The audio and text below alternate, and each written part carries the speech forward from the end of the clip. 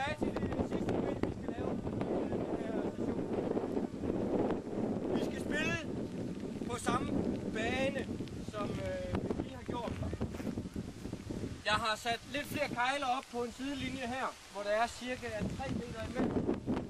Hver gang en fra jeres hold løber forbi en kejle, så får man 1 point. Så det vil sige, hvis jeg får bolden her og løber fremad, så er det 1 point, 2 point, 3, 4, 5. Og hvis jeg får den helt ned for enden, så er det 1, 2, 3, 4, 5, 6. Og så scorer jeg. Det giver plus 5. Så hvis man laver et godt løb, så kan man faktisk score 11 point.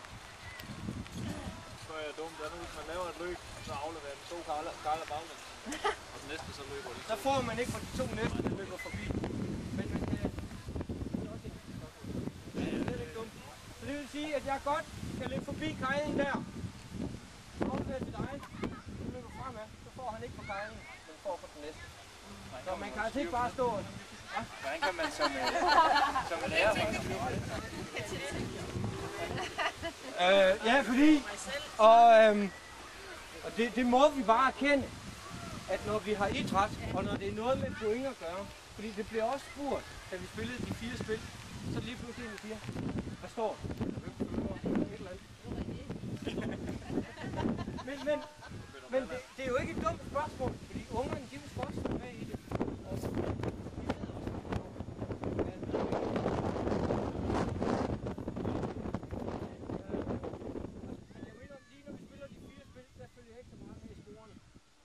Når vi nu skal til det her, for det kan nemlig gå rigtig, rigtig stærkt, så er det bare nemmest at sige, at det er mit regnskab, der tæller.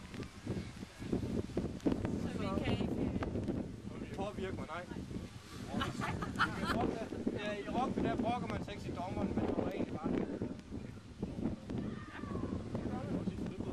Nej, det gør man ikke. Men i rugby har man decideret nogle redskaber som dommer.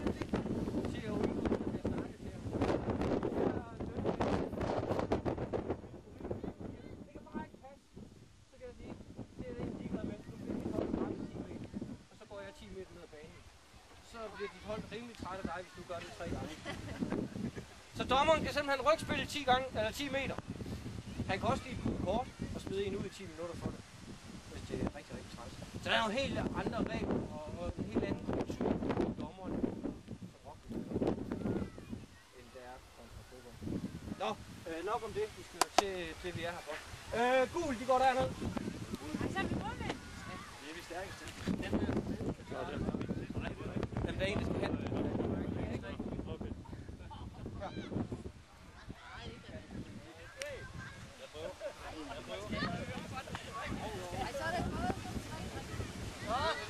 Det er bonus, det der. Nej, det er joker. Nej, hvor er det.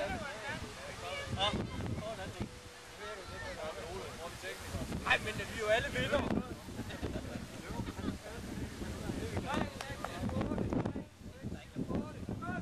Vi har styr på reglerne. Ja, regel nummer 1, det er lidt fremad. Regel nummer 2. Ja, vi skal ikke spille ungdom, hvor målet er at vinde. Ja. Netop til sådan nogle øvelser, det er det, vi vil lave i skolen. At du så hele tiden bare råber nye bold, og så kører det. Ja, det er smart. Fordi så får du ikke det klumpspil og spilstop.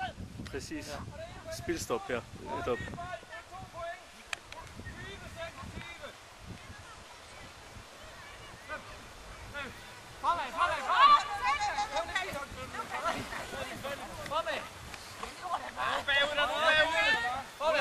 Nu skal vi med at skubbe bagfra.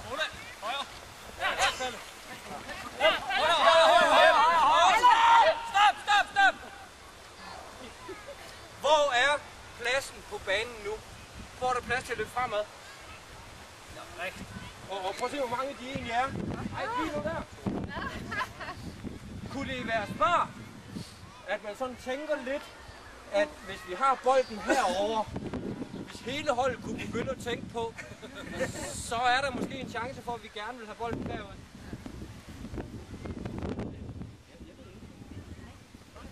Men lad os se, hvad der sker næste gang. Ja.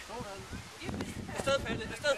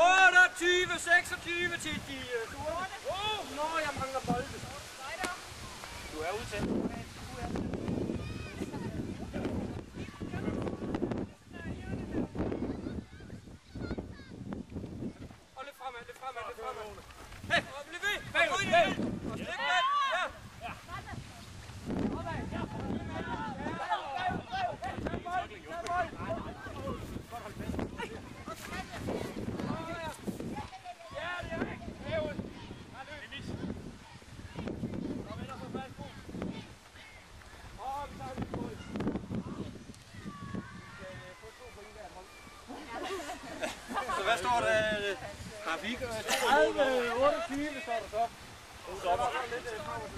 30, 28 til 5. Hold ved maven, godt! Hold ved! Ja! Og ny bold! 30! Ny bold!